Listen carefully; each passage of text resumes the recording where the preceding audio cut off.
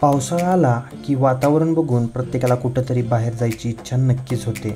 आता कोल्हापूर म्हणलं की अशा निसर्गमय ठिकाणांची काही कमी नाही। तर आज आपण जाणार आहोत अशाच एका ठिकाणी।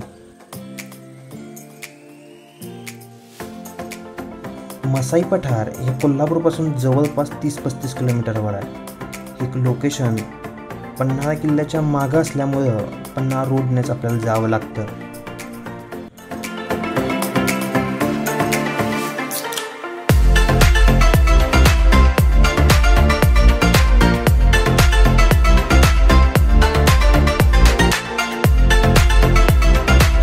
वाघबिलला पोचल्यावर पठारावर जाण्यासाठी 2 मार्ग आहेत। एक धबधबेवाडीकडून जातो तर दुसरा तुरुकवाडीकडून। तर आज आपण धबधबेवाडीकडून जाणार आहोत।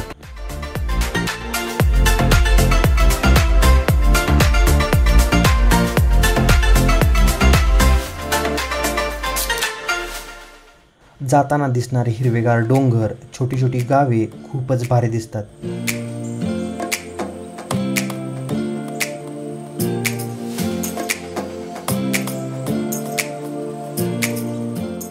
1-2 महिने लॉकडाऊनमुळे घरात बसल्यानंतर असा सुंदर नजारा बघायला मिळणं म्हणजे डोळ्यांसाठी सुखच आहे।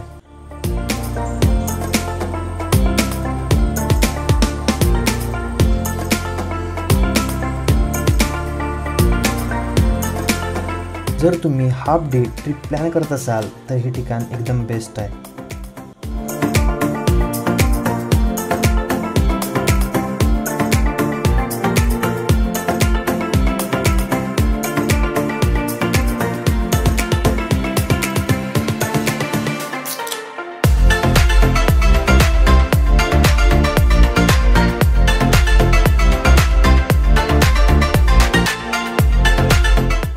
पावसाळ्यात मसाई पठार व पन्हाळा धुक्यात हरवून जातो।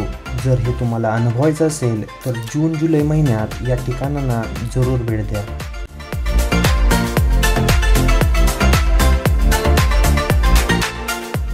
आत्ता आपण जवळजवळ पठाराच्या पायथ्याशी पोहोचलेलो आहोत।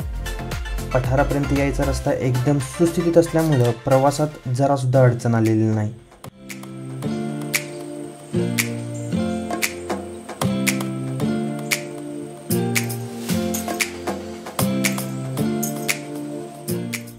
जरा पुढे गेल्यावर आपण म्हाळुंगे गावात पोहोचतो। याच गावातून मसाई पठारला जाण्याचा रस्ता आहे।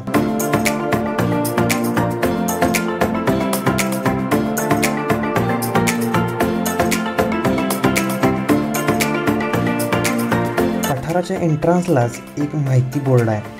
कोल्हापूरकर या ठिकाणी येणं कायमच पसंत करतात। मसाई पठाराबद्दल थोडक्यात सांगायचं झालं तर हे पठार पन्हाळगडाच्या पश्चिमेस सुमारे 8 किलोमीटरवर आहे।